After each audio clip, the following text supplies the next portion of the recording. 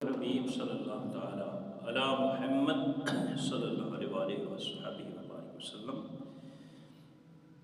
کتنا احمق ہے یہ انسان جو ہمارے لیے مثال بیان کرتا ہے.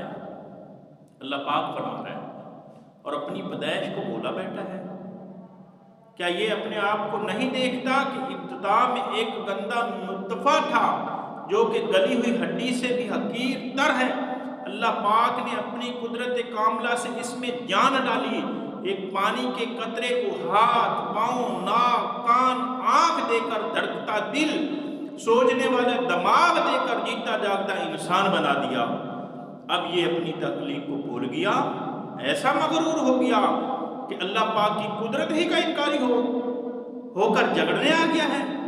اے محبوب صلی اللہ علیہ وسلم، اسے فرما دیجئے ان گلی ہوئی ہڈیوں کو وہی زندہ کرے گا جس نے پہلے انہیں بنایا تھا.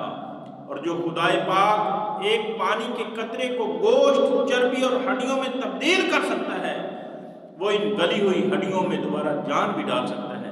بے شک وہ اللہ پاک ہے، ہر تخلیق کو خوب جانتا ہے. جو عبرت سے نہیں سمجھے دلائل بھی نہیں مانے، جو عبرت سے نہیں سمجھے دلائل بھی نہیں مانے، قیامت خود بتائے گی قیامت کیوں ضروری تھی. پیارے اسلامی بھائیوں، قیامت آنی ہے، ضرور آنی ہے. مرنے کے بعد اٹھایا جانا ہے، ضرور اٹھایا جانا ہے. یہ اس رب کائنات کا وعدہ ہے جو سب سچوں سے بڑا سچا ہے، جس کا جھوٹ بولنا ناممکن و محال ہے.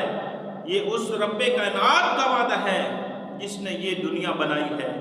وہی ایک روز اسے فنا بھی کرے گا، پھر ہمیں مرنے کے بعد دوبارہ اٹھایا جائے گا.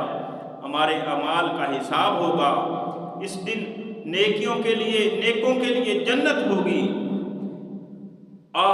گناہگار اگر رحمت الہی سے محروم رہے تو ٹھکانہ جہنم ہوگا. اللہ پاک ہمیں قیامت کی تیاری کرنے کی توفیق عطا